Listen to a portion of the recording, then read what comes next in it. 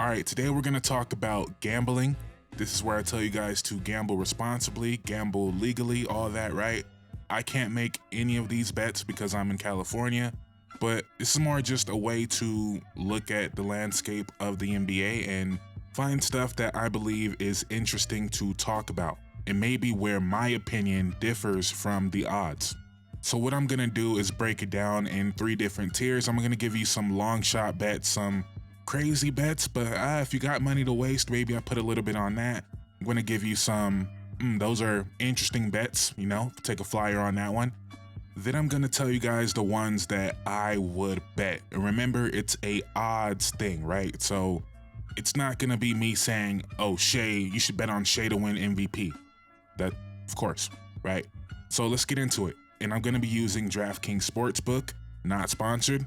They want to sponsor me. I'm available. Prize Picks, Underdog, Sleeper, FanDuel, I'm available. And we're starting with the long shots, right? And we're going to go to first team all defense. I wish they had second team up here because there's one guy I would definitely be betting on. But first team all defense, we already know, barring injury, Wemby, Evan Mobley are going to make this team. And I know it's no longer position based, but that still does play a factor in the voters' minds, whether it's consciously or subconsciously. So I feel like if we're already guaranteeing that Wemby and Mobley are going to be in, I find it hard to believe that there's going to be 4 forwards or bigs on first team all defense. Just for reference, last year it was Evan Mobley, Draymond Green, Amin Thompson, Lou Dort, Dyson Daniels. So again, this is a long shot, but I'm looking at Jalen Suggs, first team all defense at plus 1,300. And again, we're playing the odds here, right? But if Victor Wembanyama's going to make it, Evan Mobley's going to make it, I feel like just, again, subconsciously in voters' minds, that makes it harder for someone like Jaren to make it, someone like Chet to make it, someone like Draymond to make it, right? I feel like it's more likely to go to a player that does something different than those guys that are already going to be on the team. And I think the Orlando Magic are going to be really good, and Paolo's not going to win MVP, and maybe Franz doesn't make All-NBA, and maybe Jamal Mosley doesn't win Coach of the Year, and Desmond Bane doesn't make an All-Star team, right? So they're going to be, in theory, just in theory of how this would happen. And by the way, the biggest obstacle here is Jalen Suggs staying healthy. That's the biggest thing. But in a world where the Orlando Magic are a 3 seed or a 4 seed, Paolo's not an MVP consideration, Franz doesn't make All-NBA, They feel like they got to reward something, and maybe that would be Jalen Suggs. And not saying he wouldn't be deserving, but you guys know this is how it works, right? People are human. We make compromises. We subconsciously do a lot of things that make us lean into a certain direction that maybe we wouldn't otherwise, right? So that is my case for Jalen Suggs, first team all defense. And again, we are playing the odds here at plus 1,300, meaning you bet 100. The payout is 1,400. Now, I am looking right here next to Jalen Suggs at Jaden McDaniels at a plus 1,100. That's a very good bet as well. Some might even argue a safer bet, but I feel like Jaden McDaniels is more safe for a second team all defensive. I don't see him breaking into first team. I think Jalen Suggs and the story of the Orlando Magic and the impact that he has, you could see in the stat sheet, you could see him picking up full court, whereas Jaden, you can see his impact defensively, but he doesn't get a lot of steals, doesn't get a lot of blocks, doesn't get a ton of boards. And he's been healthy almost every year in his career and has only made all defensive team once, which was not last year. It was the year before that. And also the idea that I believe the Orlando Magic are much more likely to be a top 4 seed in the East than Minnesota out West, even if they have the same record. Just having that higher seed, again, subconsciously does play a factor. So Jalen Suggs, first team on defense at plus 1,300. Let me know how you feel about that one. Let's move on to the next long shot. And actually, before we move on, I was saying how I wish they had the second team all defense up here because they have Scotty Barnes all the way down at a plus 5,000 to make first team, right? And I wouldn't bet on him to make first team, but for him to make second team, I would take that bet. And I'm looking at plus 5,000. I would guess second team is going to be like plus 2,000. They have Scotty Barnes with the same odds as Jared Vanderbilt, as Josh Hart. I think Scotty Barnes is going to have a great defensive season. with, you know, all the other offensive help he has around him now. I think he's going to lock in on the defensive side of the ball. Again, if they had that bet up there, I would take Scotty Barnes making second team all defense, but they don't have it, and I would not bet on him making first team over Wemby, Mobley, Jaren, Gobert, Draymond, whatever other forwards, right? But second team, if there's anywhere you can bet on that, you guys let me know, because I will be making that bet. But moving on to a long shot, and for this one, we are going to be looking at the most improved player odds. Of course, they have Amen Thompson as the betting favorite, then Andrew Nembhard, then Benedict Mathurin, who I would say is the best bet here, the odds and the likeliness of him winning it. But we're going to go down a couple spots, all the way down to plus 3,000 in Shaedon Sharpe.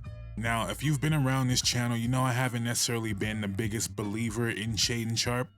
But when you look at this scenario, you look at their roster, their big position, the forwards they have defensively, Toumani Camara, Deni Avdija, Matisse Thybulle still on this team. They got Jrue Holiday now, Scoot will be back. They got everything but that go-to score. And that's where Shaedon Sharpe has the opportunity to step in. When you really look at it, as much as Deni can score, Deni doesn't want to be the guy to take over scoring the ball, right? He wants to do everything else. He wants to score, but he doesn't want to dominate scoring, you know? Jrue Holiday is going to score, but he's not going to dominate scoring. Toumani Camara wants to play defense. Donovan Clingan wants to play, like, they got everything covered. If Shaedon Sharpe can step in and go from 18 points to 24 points on maybe not a playoff team, but a 35-win team, I think that can be most improved player worthy. And then when you look at everybody ahead of him in the odds, Amen Thompson, yes, he can definitely win it, but the expectations are already so high for him that I feel like it's gonna be hard for him to win it. Of course he can, right? Nembhard, Mathurin, what if the Pacers are just terrible? What if they cancel each other out? You know? Deni Avdija ahead of him, he already had such a crazy improvement last year. I don't think he's gonna do that again. Buzelis, sure, he can be great this year, but second-year player, you're not likely to win it. Asar Thompson, that's a possibility, but Jaden Ivey's also coming back. How much is he gonna do offensively? Peyton Pritchard, sure, but you got Anthony Simons there as well. Josh Giddey, And then you got Shaedon Sharpe. I think he has as good of a case as all those guys ahead of him, and he has by far the best odds of all of them. I would have said this before the Scoot injury, but now that Scoot's gonna miss some time as well, there is nothing but opportunity for Shaedon Sharpe to be the leading scorer on this team. And if he can take that, I think he can win Most Improved Player at plus 3,000. Moving on to another one where the odds are plus 3,000, we're gonna go Sixth Man of the Year, and we're gonna go to the Atlanta Hawks and Nickeil Alexander-Walker. Now, maybe you might think Okongwu, but Porzingis misses so many games, and they might start some games together that I feel like by that point, Okongwu won't necessarily be eligible, or people won't want to vote for him because he started so much, right? But Nickeil Alexander-Walker should be coming off the bench, and he's gonna play a lot because they need his shooting. And the fact that you could play him with Trae Young or with Dyson or with them both, right? He's gonna get a lot of minutes. And like I was saying earlier about Jalen Suggs, if the Hawks are really good, which I think we all believe they're gonna be really good, and you can't reward Trae Young with MVP. Maybe Jalen Johnson makes an all-star team, but he's not all NBA. Maybe Quinn Snyder finishes third in Coach of the Year, but he doesn't win it, right? They're gonna look to reward somebody from a winning team. And if they are a winning team, people are gonna look at Nickeil Alexander-Walker, the impact he has on the team. He's gonna be one of their best shooters. He's gonna be really good on defense. He's gonna be a very key player on this team. And I could see him winning Sixth Man of the Year, maybe only averaging, 11 points per game, but it's gonna be a loud 11 points, especially if they are good. And again, we're talking odds here, plus 3,000.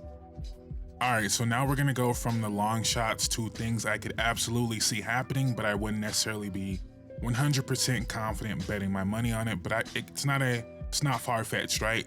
We're gonna start with who leads the NBA in scoring this year, and we're gonna look at Anthony Edwards at a plus 1,700. Now, I'm gonna be real with you. The safest bet here is Giannis at plus 180. No other stars on his team. They got Luka at plus 800. I look at, you still got LeBron and Austin and Aiden on the team. I mean, he's still gonna score 28 to 30 points probably, but for him to get to that 33, 34 that he was averaging 2 years ago, I don't see that happening with LeBron and Austin on the team. Maybe Shea, full season, hopefully, of Chet and iHeart. J-Dub taking a step forward. Maybe someone like Aaron Wiggins is playing more. You know, maybe Shea takes a step back, scoring a little bit. But Anthony Edwards, gonna have the ball in his hands all the time. And when you look at it, Julius Randle really found his footing on this team being the facilitator. He was the Lamar Odom to the Kobe and Ant, right? So I think Ant is still gonna score at a crazy clip. Right now, at least, it doesn't seem like Rob Dillingham is gonna have this crazy breakout year. So Ant's gonna have all the opportunity in the world. And I just like the odds, right? I like his odds compared to a Luka or a Shea. But again, if you're asking me who I think is gonna lead the league in scoring, I think it's gonna be Giannis. But plus 1,700 for Ant, that's a really good bet.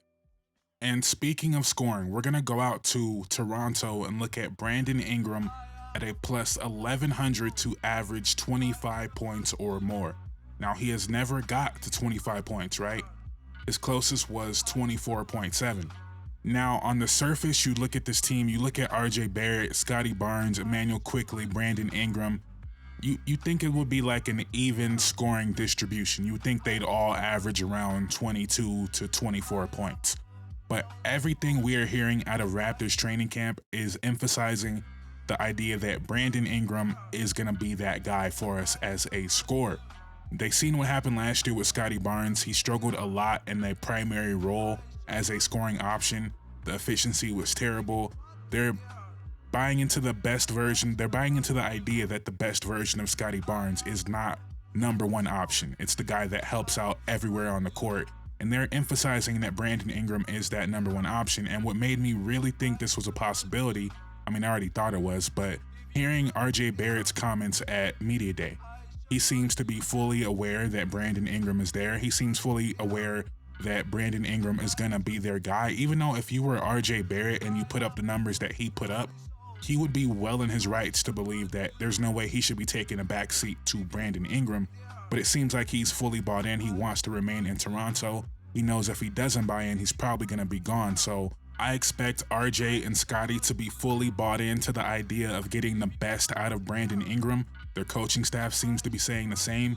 And then Emmanuel Quickley says he might get up 10 threes a game this year, which sounds like a bad thing in this context, but that lets you know that he's gonna be spacing the floor, not trying to get in the way of the offense, and Brandon Ingram is gonna have a lot of room to cook on this team. So Brandon Ingram, 25 points per game, plus 1,100. I think it's a decent bet. All right, I could keep giving you ones that are not very probable, although I think Brandon Ingram, 25 points is the most likely one I've said so far.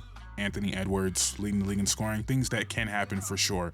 But let's get on the ones that I would bet my money on, that I would advise a friend to bet on. But again, don't listen to me, do your own, you know.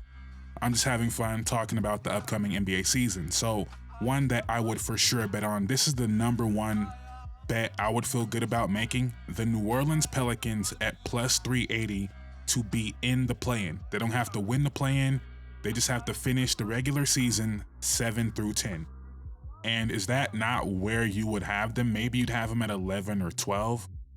But of course, it's going to be competitive, right? You got the Mavericks, you got the Grizzlies, you got the Kings, you got the Trailblazers, Spurs maybe fall down there. It's going to be really competitive even in that 8 through 10 range.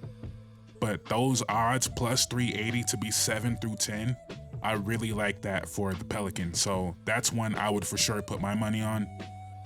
This one might be a little bit of a hot take to you guys, but we're gonna go Steph Curry to average 25 points per game and the Warriors to win 50 games at a plus 475. Now you may be thinking, oh, they got Jimmy Butler, the scoring's gonna go down. It's the opposite, right? We always think that with Steph Curry, like, okay, now he's gonna be more facilitator. No, Jimmy Butler is just another player that's gonna make it easier for Steph to do what he wants to do off ball. Added Al Horford as well. Last year, 24 games post All-Star break, he averaged almost 27 points per game.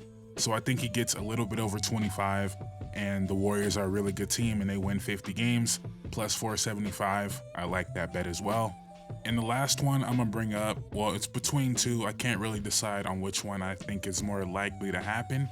But we got Cooper Flag at either to get 15 rebounds any game this season, just one time, get 15 boards. That seems pretty good at plus 450. Now he has AD, he has Gafford, he has Lively, but AD's gonna miss time, you know. Lively misses time, maybe. But then we also have Cooper Flag to get 2 triple doubles at plus 550. And when you look at this Mavericks team, they only really have one true playmaker in D'Angelo Russell. AD's gonna be getting a lot of assists, but there's not a lot of playmaking here. And I think we could see Cooper Flag have some 10 assist games, but is he gonna have those while he also has 10 boards? I don't know. So maybe I would go with the 15 board game. That's a lot though. But one of those, whichever one you wanna pick, I think I would actually go with the triple double, especially when you consider that the Mavericks, who knows, maybe AD gets hurt and they're not really playing for anything, you know, just letting Cooper Flag go wild and he racks up assists. So Cooper Flag to get 2 triple doubles at plus 550. And those are just some bets I like this season. To recap the long shots, we got Jalen Suggs, first team on defense at plus 1300. And now in retrospect, that doesn't look like the best odds compared to some of the other ones, but I still think it's a pretty good bet. But yeah, Jalen Suggs, first team all defense, 1300. Then we got Shaden Sharp, which I think this is the best odds bet and likeliness of it happening, but Shaden Sharp, most improved player at plus 3000. Then we got Nickeil Alexander-Walker, 6th man of the year at plus 3000 as well. Then we move on to Anthony Edwards to lead the NBA in scoring at plus 1700. Brandon Ingram to average 25 points per game at plus 1100. And then we got to the more manageable bets. The Pelicans to be a 7 through 10 seed at plus 380. Steph Curry to average 25 points and Warriors to win 50 games at plus 475. And then lastly, Cooper Flag to have 2 triple doubles this year at plus 550. Again, I am not a professional gambler, whatever that is. I am not it. I'm not a gambling influencer. I'm just, you know, excited for the NBA season. I felt like this would be a good way to talk about it. Let me know what you guys think in the comments down below. Again, gamble responsibly, gamble legally, all that. Like, comment, subscribe. It'll mean the world to me. Thank you guys so much for watching. I'm out. Peace.